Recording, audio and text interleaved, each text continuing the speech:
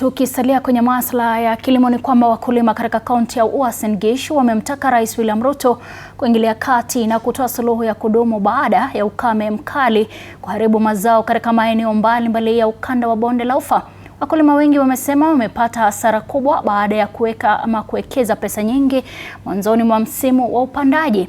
Wakizungumza jijini Eldoret, wakulima hao pamoja na viongozi wa kidini wamesema wakulima wengi hawana uwezo wa kuanza upya kilimo katika msimu ujao wa mvua za Oktoba, huku wakitaka serikali kusambaza mbegu za mahindi za muda mfupi pamoja na mbolea bila malipo ili kuwasaidia kunufaika na mvua zinazotarajiwa kunyesha mwishoni mwa mwaka.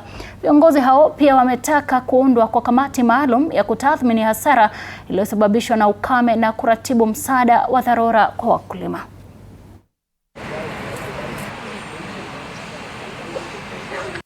Tungeomba sana hizi madams zishughulikiwe, ndiposa sisi kama Wakenya tusikuwe tunategemea tu mvua, na tunajua janga kama hili bado linaweza rudiwa.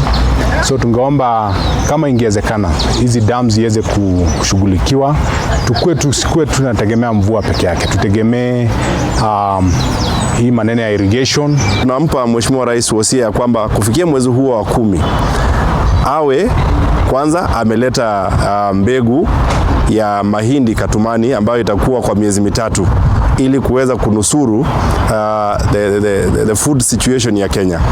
Pili, hawa wakulima ambao wengi wao wameingia katika mikopo ili kuweza kupanda mahindi na mimea mingine mwaka huu hawana uwezo wa kuweza kurudi katika ukulima mwaka ujao, ama hata ikiwezekana mwaka huu kama kutakuwa na hiyo mvua ya El Nino jinsi watabiri wa hali ya hewa wamesema. Kwa hivyo tunamwomba Mheshimiwa Rais atoe mbegu na mbolea bure. Madeni ya wakulima wa kahawa iliondoshwa.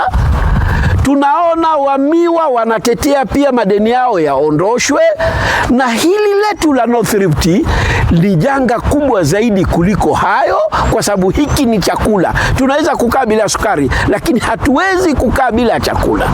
Kwa hivyo Mheshimiwa Rais aliangalia hili kwa dharura.